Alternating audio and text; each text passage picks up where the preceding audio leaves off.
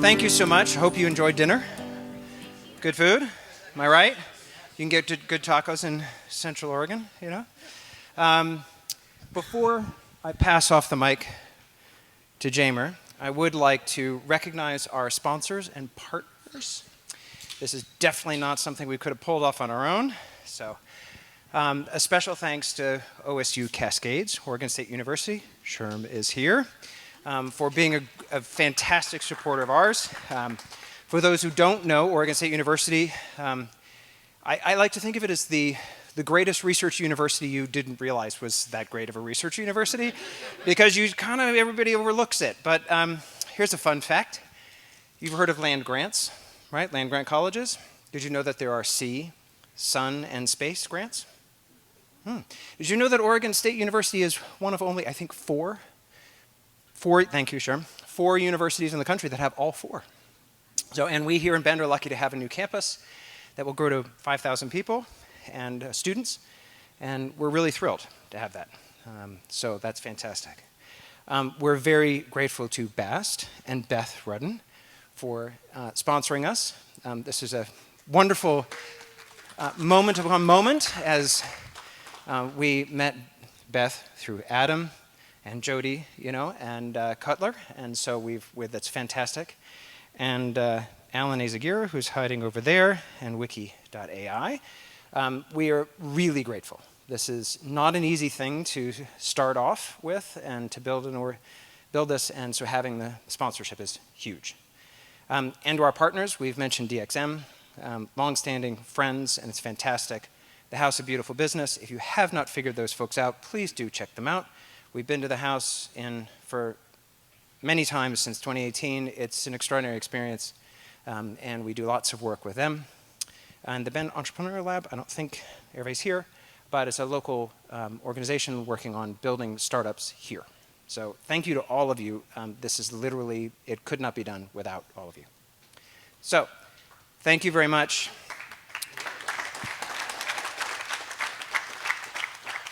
And now I'd like to hand it over to Jamer Hunt from the Parsons School of Design. We met Jamer because he wrote this fantastic book called Not to Scale. You will notice that a lot on the agenda here is people who've written books. And what happens here, in case you didn't realize, is that Helen reads an extraordinary amount of books, like a lot. I finally, over several months ago, convinced her that she actually needed to write about each of these books, which turns out to be a really popular thing because people like to read about books that someone else has read and actually knows something about. Keep an eye out. I think I finally convinced her that we need to have a book club because people actually want to share these book experiences.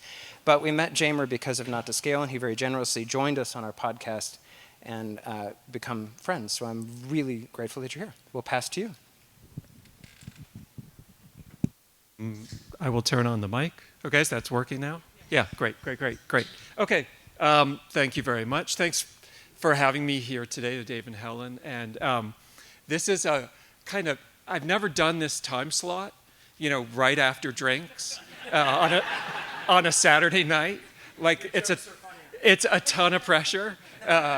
You know, I'm like channeling Sarah Silverman or Rodney Dangerfield or somebody to, you know, help me through this, because, gosh, I have in the middle, I'll tell a story and then I'll do a dance. No. This is also really intimidating because I am not an AI expert. And yet I will make certain claims during this presentation that make it sound like I'm pretending to be one. And so, you know, feel free to heckle in the spirit of, you know, being the Saturday night slot. But it's really exciting to be here. And so part of my work is on scale. I wrote this book called Not to Scale, How the Small Becomes Large, the Large Becomes How Small Becomes Large, the Large Becomes Unthinkable, the Unthinkable Becomes Possible. Thank you. So it is an attempt to try and use scale as a framework to think the present. My work is at the intersection of design, social change, and complex systems. I'm the founding director of a graduate program in Transdisciplinary Design at Parsons. I'm happy to talk about what that is another time. My work also intersects with systems thinking, and in particular, as we'll relate to tonight's presentation, I often think of systems in terms of the intersection of three kinds of systems: biological systems, social systems, and technological systems. And obviously, AI is a technological system. And so, in thinking about scale, I try and understand the ways in which scale has changed and is changing us. And we think of scale as a pretty obvious concept. It's how we measure something. Why'd you write a whole book on that? But my argument is basically that we no longer have the same relationship to scale because of two transformations. The first is dematerialization. That is to say, the movement from atoms to bits has meant that we live in a world where we can no longer kind of touch or smell or feel the things that we operate on. And so one of the books starts off with a chapter called "How Much Does a Gigabyte Weigh?" Because I have hundreds of gigabytes of things, but they don't weigh anything anymore. They take up no space in my life. And then the other is what I call entanglement, and that is simply the ways in which systems are connected to networks, to other systems, such that you make a small change in a local area, but it has global implications, or global changes have local implications. And we find ourselves paralyzed when confronted with the question of paper or plastic, because we suddenly are thinking like, oh, what's the latest? Like, what do I do? Is it, no, it's plastic, no, it's paper. And you think, all the way up this chain. It's like pulling a thread on a sweater. And so the book was meant to try and explore our own subjectivity. Sorry, that's a prompt for me to just stop talking so much and get to the stuff. The book was prompted to think, how can we think about our own subjectivity, our own identity differently in this world, and how can we develop some tactics and strategies for navigating the world when every system seems broken. And so scale is a theme, and the scale is what brought me here tonight. And tonight is really a bit of a thought experiment, in part because I don't spend a lot of time on AI. I'll start you off with a quote that you probably know. All models are wrong, but some are useful. And it's a kind of legendary quote from George Box, a British statistician. And it's a delightful quote in my mind because, first of all, I love this idea that all models are wrong. But of course they're wrong. By their very nature, they're wrong. They're wrong in the sense that all models are approximations. So you make a scale model of a home, an architectural model, and it's a small version of the home. It's not the home itself. It's not the building itself. It's wrong, it's inappropriate, it's insufficient, but it helps us to do certain things. Similarly, we can even think of something like an anthropology or an ethnography of a culture. It might be where an anthropologist goes and studies and talks to a few people and spends some time, and they write an ethnography that helps us to understand that culture.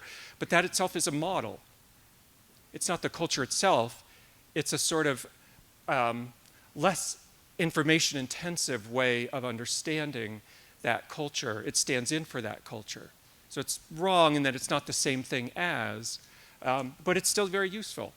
And so all models are wrong. And then I think for me, as someone who's interested in scale, I'm interested in the idea of models as always a factor of scale. They're always less than the things themselves, whether they're less than in terms of size with an architectural model or less than in terms of conceptual complexity, let's say in ethnography. But of course, it leads me to this question, or this statement, that all large language models are wrong, but some are useful. Let the heckling begin. But of course, all large language models are wrong. That's what they are. But that doesn't mean they're not useful. Oh, that's a mic drop right there. And so that's a Rodney Dangerfield. So of course the models are wrong. They are not human thought, if that's what the wrongness is, but they are very useful. And one of the things that I want to try and avoid tonight is the sort of gravitational pull of talking about whether this generative AI is AGI and whether it's intelligence and whether it's consciousness. And like, I don't know enough to answer those questions. I have opinions about it, but I'm going to try and sort of stay out of all that. But I really like the kind of notion that I think it was Michael Levin and thank you for connecting me to his work, and he'll be presenting tomorrow, who talked about the ways in which, rather than kind of fuss over, like, is it or isn't it? Is it conscious or isn't it conscious? Is it, like, rather than fuss over that, how about we just think about it in terms of we need to find ways to care for all kinds of intelligences. We care for infants who may not have full human consciousness, but we don't sort of toss them out because they're not fully kind of aware in the same way we are.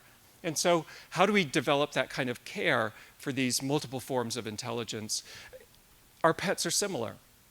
You know, they have intelligence, and we need to find ways to care for them. And these large language models, et cetera, the AI that will come out of them, are sort of systems that we need to find ways to think about how they integrate in our life in a careful way.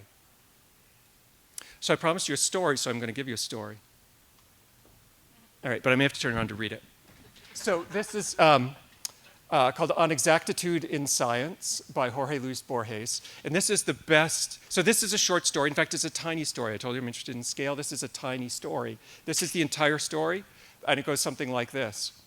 In that empire, the art of cartography attained such perfection that the map of a single province occupied the entirety of a city, and the map of the empire, the entirety of a province. In time, those unconscionable maps no longer satisfied, and the cartographer guild struck a map of the empire whose size was that of the empire, and which coincided point for point with it. The following generations, who were not so fond of the study of cartography as their forebears had been, saw that that vast map was useless. And not without some pitilessness was it that they delivered it up to the inclemencies of sun and winters. In the deserts of the West, still today, there are tattered ruins of that map, inhabited by animals and beggars. In all the land, there is no other relic of the disciplines of geography. Suarez, Miranda, et cetera, et cetera. This is, of course, a sort of made-up fragment from Borges, if you know his work. Very much like that. But there are a couple things I love about this. First of all, it's just, this is more of a sidebar, you know, this notion that these sort of disciplines go out of fashion. And, you know, we can think about things like the way in which AI and, you know, in the 60s and 70s was a thing, and then it kind of goes out of fashion, and then it comes back again, it goes out of fashion. And, you know, virtual reality, you know, in and out of fashion. And so it's interesting to think about what will be those things that we no longer pay attention to, that we lose our sort of interest in over time in that future. And where might AI fit in that? Would AI fit in that? I don't know enough to know that answer. But more important is just the wonderful capture here of the sort of human spirit to try and the great sort of human curiosity to try and know everything and to build a map that is the size of the territory itself. And yet, of course, the incredible human hubris in doing that, this sort of drive for overachievement, the drive to do too much. And so it's all kind of wonderfully embodied in here. And so you also see it in some quotes. And I could have picked up from 100, but let's just look at this one. From Mustafa Suleyman, the CEO of Microsoft AI. In other words, technology is undergoing a phase transition. No longer simply a tool, it's going to engineer life and rival and surpass our own intelligence. The map will exceed the territory. Or 7 trillion. I love the word trillion, kind of flows off the tongue. 7 trillion, it's an amount, it's a quantity that I came across when reading about Sam Altman's trip to the Middle East to try and find investment into a massive global infrastructure meant to make AI sort of equivalent to electricity to flow all over. And 7 trillion, like that's a big number, but you know, and it's interesting because I'm fascinated with a trillion for this reason. When I was growing up, we didn't talk about trillions. We talked about billions. I might be a little older than you, maybe younger than some of you, but there were like 4 billionaires in the world. J. Paul Getty was one of them. I only knew about him because his son had an ear cut off during kidnapping. So now, you know, but now like 20 years ago or so, we got economies that were sort of, you know, valued at trillions of dollars. We got national debt that was starting. So trillion becomes sort of part of our vocabulary in an interesting way. But however, it was an exotic species kind of 20, 30 years ago, certainly when I was growing up. And the way to kind of think about it is how many people in the past year have said the word quadrillion? right? Like it's just not in our consciousness, but suddenly trillion is. And so $7 trillion, we talk about the sort of hubris. What is a trillion? How much does it weigh? Well, you can kind of count. And let's say we counted one number, or let's say $1 for every second. How long would it take us to count to a trillion? How long would it take us to pile up that money to a trillion? And so you think, well, 60 seconds, if we did it every second, that's $60. For an hour, that's $3,600, starting to build up, okay. Well, it would take roughly 31,000 years to count to a trillion at that rate of one number per second. 31,000 years. So 7 trillion would be over 220,000 years to count up those numbers. And so this gargantuan quantity, this number that's almost unimaginable, that's beyond the lifespan, that's beyond the existence of sort of modern humans. So these numbers become these incredible proxies for these things that have a scale that becomes somewhat unimaginable. And a lot of this kind of boils down to, I love making kind of graphs and charts of things, and a lot of this comes down to what I see as a kind of interesting delay, or an interesting sort of set of arguments about sort of where intelligence is going, what happens when you scale large language models, et cetera.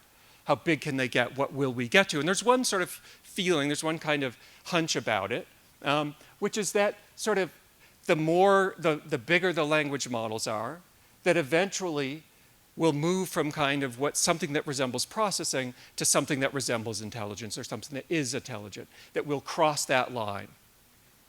Some will argue we already have, some will argue we're about to, but that's certainly one model of how, and we have lots of people that we could cite in that.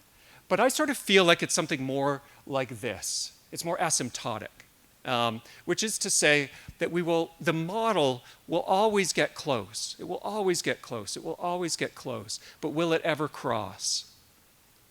And I think it won't, for some reasons I want to talk about in a little bit. Again, like I hazard to offer opinions like that. And I said I wasn't going to talk about intelligence and consciousness and all of that. But I'm curious, like, what in this asymptote, what is that space? What is it kind of, what's in there? If we zoom in, like, what is in that gap? And I think for now we would call it hallucination. That is that the model can never quite approximate our own cognitive processes in a way that's convincing enough or predictable enough that we really start to kind of believe it has consciousness. It lacks understanding in some of the same ways. Some of you may shout at me about that. But there's another part of this about why I think the model will always be a model and never the thing itself. And that's embodiment. And, this is a sort of shout out to René Descartes. Cogito ergo sum, I think, therefore I am, which was a kind of model of consciousness which suggested that the thinking was in sort of the way in which your identity was built, and that thinking was in your brain, and you were sort of bodiless in that perception of the world, in that intelligence, in that consciousness. But of course, we have lots of science now that would suggest that our intelligence is an embodied intelligence, that the soles of our feet and the palms of our hands and our surfaces of skin and our muscles and our neurological systems all play a part in our understanding of the world around us. That knowledge and,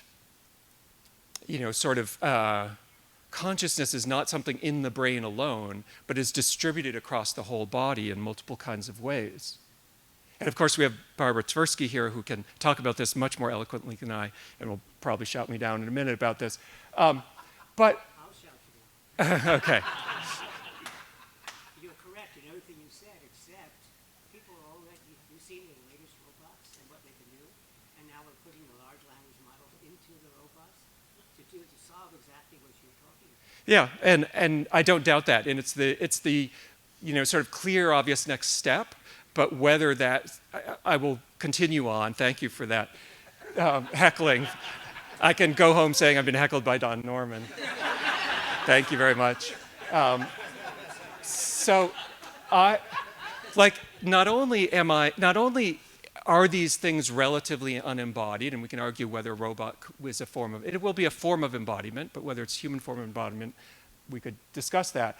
But there's also 100 trillion microorganisms that cohabitate with our body. And that gut-brain axis is clearer and clearer in research that those organisms are having an impact on our cognition. They're shaping our cognition. And so an intelligence not only needs to be embodied, it needs to be 100 trillion, whatever embodiment. And if you want to know how big 100 trillion is, well, if you start, no, I'm not going to, it's big. Trust me. So, you know, how are we going to have an embodiment that doesn't even acknowledge the fact that our own embodiment, we don't have a singular consciousness. We are an ecosystem of our own thinking, our own biological processes with these 100 trillion microorganisms that live in our skin, that live in our gut, that live in the membranes inside our mouth. And so I thought, since it was Saturday night after some drinks, that I'd bring up epistemology. I thought you were ready for it. And so this is, you know, I knew this was going to be a crowd pleaser. And, but, you know, if you don't know, if you're not familiar with epistemology, it seems like many of you are, from your reaction, that what is, epistemology is simply kind of how we know. It's a fancy pants way of saying kind of how we know in the world, how we sort of know in the world. But the important thing is not kind of what I know, but it's what we know. That epistemology is actually social. It's the frameworks by which we collectively come to share beliefs about the world. And I have a hard time imagining that large language models built upon, from some research, 90% English language models, the large percentage of which are white men, is going to be a kind of universal intelligence, a universal epistemology. Is it going to have the same embodiment, the same knowledge, the same experience of, say, an Inuit fisherman who knows the weather and the water and the way the fish move? Where is that epistemology, which is going to be very different from a sort of Western Enlightenment epistemology, where is that going to factor into this intelligence? What kind of intelligence are we talking about? Or an Aboriginal elder, as she walks across the landscape and her feet tell her things about the world that she understands, and the rocks do. And so where is that going to fit in these large language models, in this epistemology? And this is why we get to concepts like stochastic parrots, which is the wonderful kind of phrase coined by 4 authors. If you can't see down here, sorry. Emily Bender, Timnit Gebru, Angelina McMillan Major, and Schmargret Schmitchell, which, if you don't know the story behind Schmargret Schmitchell, you should Google or DuckDuckGo it. And the idea being that the stochastic parrot, what large language models are is just kind of relatively random, sort of parrot-like repetitions of what we say. And they'll never have that same kind of intelligence. I think this is a little demeaning to parrots because, you know, we also need to decenter our own sense that we're the only intelligent beings in the world. So I had said that I wouldn't get into this question of like general intelligence and all that, so I'm going to stop and I'm going to talk about kind of what excited me about this weekend and this brilliant invitation. And that's the idea that this question of kind of what can we do with this stuff, with this AI stuff. You know, it's not that it's right, it's that it's useful. And so I want to introduce kind of a framework that I developed in this book, Not to Scale, the title of which I couldn't remember earlier, to sort of talk through ways of thinking through the world, in my case, sort of thinking through problems. And to do that, there's kind of 2 iconic clips that I have to show you that help to sort of situate this. You're probably familiar with them. I'm just going to come over here to get them running. You may recognize them.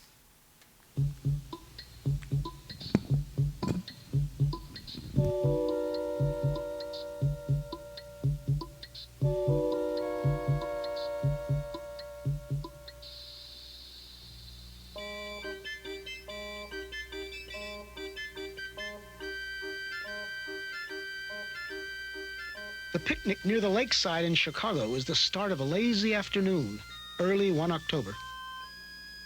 We begin with a scene 1 meter wide, which we view from just 1 meter away. Now, every 10 seconds, we will look from 10 times farther away, and our field of view will be 10 times wider.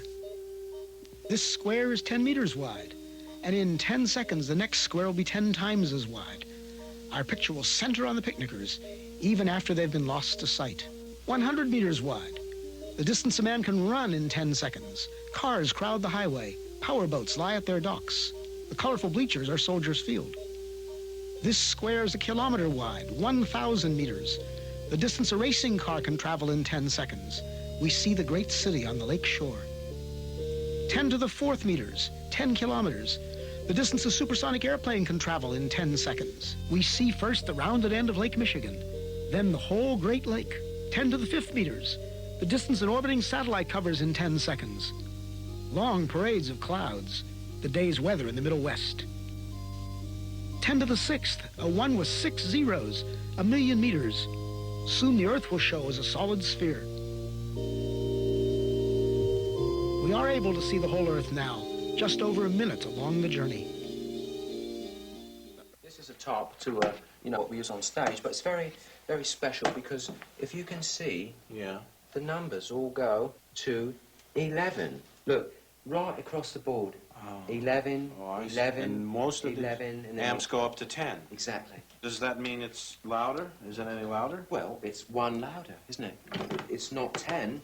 You see, most blokes, be playing at 10. You're on 10 here, all the way up, all the way up, Yeah. all the way up. You're on 10 on your guitar. Where can you go from there? Where? I don't know. Nowhere, exactly.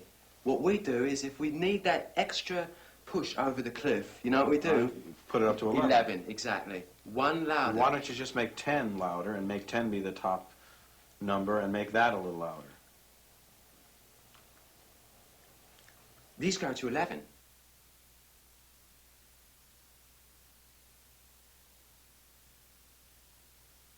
So what you've got there is 2 films. First, the iconic, Powers of 10 from Charles and Ray Eames, which does this beautiful job of showing the way in which kind of a constant reframing reveals new information, tells you more about what you're seeing or less about what you're seeing, or shifts the scale of the problem so that you see it in a very different kind of way. And then, of course, the other is from, this is Spinal Tap, the mockumentary, kind of the original mockumentary, where Nigel Tufnell and Marty DeBurgi are having a kind of philosophical conversation about whether scale is inherent in the world around us, or whether scale is, in fact, a sort of overlay of human consciousness on the world around us. So I'm interested in that way in which we can kind of think scale as this kind of way to interpret the world, understand the world. And so what I want to do is run through a kind of quick problem-solving exercise where I want to think about how do we make bicycle riding easier in New York City, and using what I call scalar framing. And so we might think sort of we'll call 10 to the power of 1, say the scale of the human, of the individual.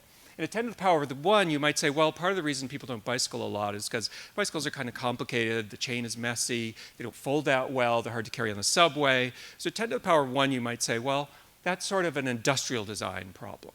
With better industrial design, we'd solve that. And this is really about designing for the city. But then if we zoom out to 10 to the power of 2, and we look at this frame a little bit differently, we realize suddenly that riding a bicycle in New York City is incredibly hazardous because the intersections are designed for automobiles, first and foremost, pedestrians second, and really are not designed for bicycles and skateboards and pedicabs and those one-wheeled things that go really fast, and scooters and all people on roller skates and all these different things. And so you realize that the reason people don't ride a bicycle in the city, when you zoom out to this, the problem kind of changes because you realize now it's a little bit more of an urban design problem. And if you zoom out to 10 to the power of 3 and you said, well, imagine if we just gave everybody bicycles, maybe everyone could ride their bikes. Well, but in New York City, people have tiny apartments. You can't fit all those bicycles in those apartments. So as you zoom out a little bit further, you suddenly discover that there's a kind of architectural problem. As you shift scales, the problem changes. And if you zoom out even further and you said, well, maybe everybody doesn't need a bike. What if we just shared a whole bunch of bikes?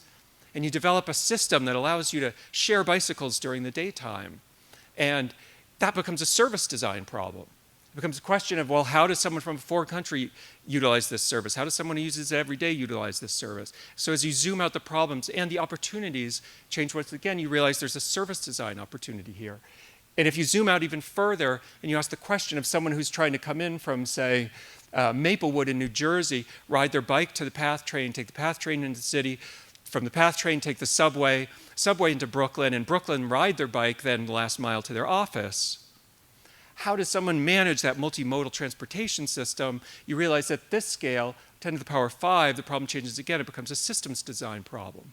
And if you zoom out to 10 to the power of 6, and you start to think at the kind of federal level, and you ask, well, why is it that there aren't as many bicycles in cities as there could be? And why are there so many automobiles? New York has more traffic than any city in the world, and it's getting worse, not better. And you realize that it's a policy problem. It's a policy design issue. That for decades, the US government has been lobbied by the automobile manufacturers who have made sure that public transportation is underfunded. And the reason we don't have bicycling in cities and the reason we don't have better public transportation is a policy and politics issue. And so the opportunity here is that as you shift in scale, the problem shifts as well, and you see new opportunities. And it can be paralyzing. Part of the reason I wrote Not to Scale was because I was paralyzed by our inability to address kind of the wicked problems of today.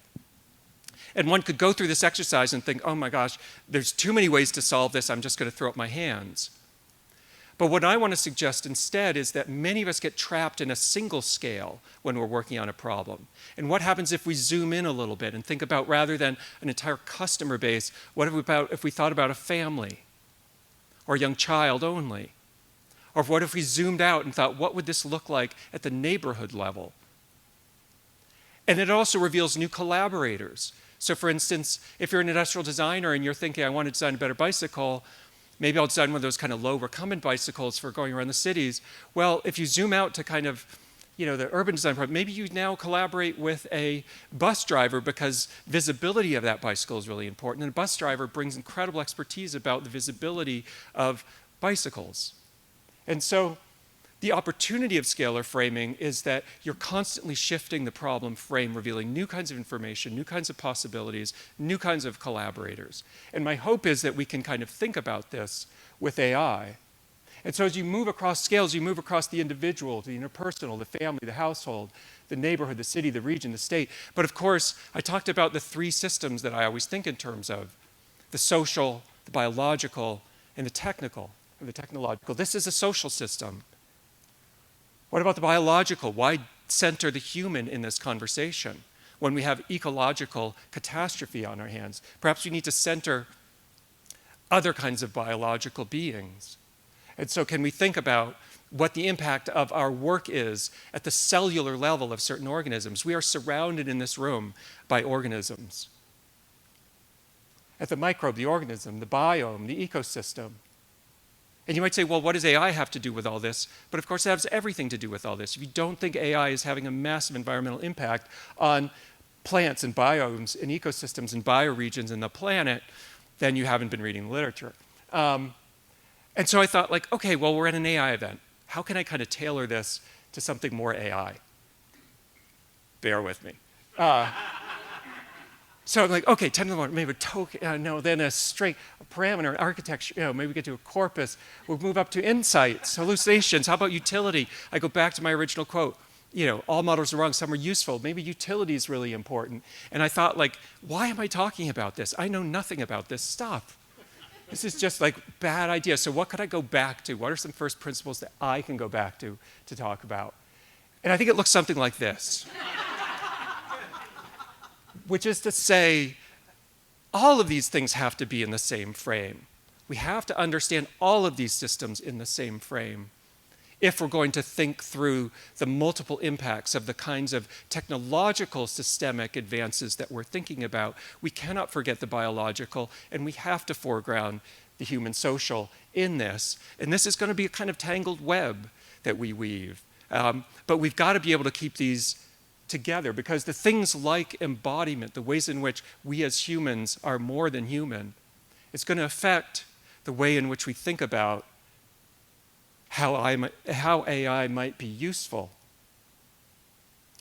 And then finally, I want to kind of take you back to this image of a couple on a picnic, on a blanket in a picnic. And am I the only one who kind of thinks that guy bears some resemblance to Dave?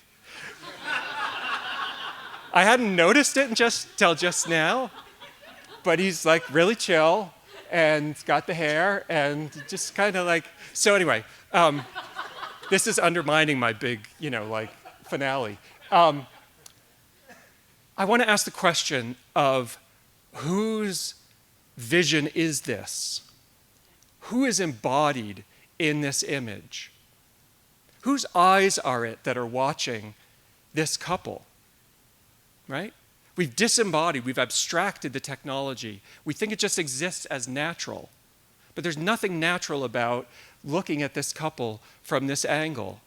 And moreover, this couple tells us something about the world, but outside of the frame is a lot of other things that we're ignoring. And if you looked outside of that frame and you were in 1968 in Chicago, let's say you put this same scene at the Democratic National Convention. And what you saw were police beating protesters. And what you saw were protesters spitting on police. How would this abstract framing of a problem, of scalar framing, change as a result of that information being different? How would that kind of gee whiz, wonderful narration of Eames' Power of 10 change with the kind of different politics of that image? Or what if this image were instead on the south side of Chicago, and a struggling young black family who are walking through their neighborhood, suffering the effects of both kind of toxic environmental injustice of manufacturing plants being put near their neighborhoods, and struggling to find housing because of decades of redlining? That this is not a disembodied. We think this is disembodied, but it's embodied with a worldview, just as AI is embodied with a worldview. And we have to pay attention to whose worldview it is if we're going to make real change. So a gigantic thank you. I have a question, which is, you had the great quote, which I love. I actually used to have it as a little plaque on my desk about all models are wrong, but some are useful. This was when I was in the modeling, business, meaning financial modeling, male not model? that kind of model. No. That sounded totally wrong. Actually. But anyway, but what's interesting here is you're presenting lots of different orders of scale, 10 to the 1, 2, 3, 4, all, which is a model, and so I'm curious how you define useful. What makes a model useful? Because if we're sitting here talking about all of these different models and concepts, where's your threshold of whether it's a line or a zone? Like what makes it something you'd call useful? Yeah. So a lot of the scalar framing framework I came up with in part because I was working in design with systems change, trying to come up with ways to think about bottom-up change rather than top-down change. We have lots of top-down change within the history of politics and society and business, expertise, et cetera, that sort of leads change, city planners that plan cities for us, and Robert Moses being the great example, great in the sense of large, not great in the sense of accomplishments. And so, I think I was struggling because it seemed as though top-down change was always much too much driven by a narrow vantage point of a few people, and bottom-up change, which was what I was much more interested in as a kind of political concept, struggled with sort of scalability. That was very slow-moving. You could work, if you really wanted to understand food systems in the South Bronx, you might have to work for 2 years in a primarily Puerto Rican community. And then if you're thinking about ways in which maybe you bring healthier food to those communities after a couple of years and you think this is really working, I want to try the next community, that might be a Pakistani community that might have really different values and traditions and histories around food. And so I was really struggling with this idea that we seem to have no capacity to make any change in any systems, bottom up or top down. And in the book I talk about this kind of mesoscale design, something in the middle, which you're welcome to read. But the other thing about it was, I thought, well, how can I think about scale in a way that is kind of useful to me? And what's useful to me may be different from what's useful to you. But it might be that if what I want to do is end hunger, What might be useful to me is that as a policymaker, that I start to shift my emphasis to real policy change within, say, a city. Let's say I'm a policy worker in the city. But if I am a librarian, I might decide that for me, what's useful is to help one person. And that's the best that I can do. And that's the only level of change that I know where I might help one person and realize there aren't negative, unanticipated effects of that change. Maybe there would be. But it was really about trying to help all of us sort of think through what's the level at which we can have some positive impact. And it might not be the scale that you're operating at currently. It might be something as focused as moving down to just helping one person. And that's not going to change systems, but maybe that's what you need for your sort of soul and spirit. And that's good enough. And so it felt like less a kind of identifying an ideal range for what's useful for that's universal across all of us, and more just like a, like a safety line that I was trying to throw to people to say, like, if you can't crack this problem at the scale that you're operating on, what if you went way smaller? Maybe that would really be something where you could affect change and feel like you're having an impact on the world that matches your value system. Or maybe scale up and think about it at a really different scale. And maybe that will present opportunities to you that you never imagined before. And so it was really in that, it was trying to think of useful, not so much in terms of kind of an ideal zone for every problem that, you solve homelessness at 10 to the power of 3 and you solve bicycle riding at 10 to the power of 2. But really it was much more about how, as someone engaged in those systems of change, where do you sort of find your level and find comfort in that level?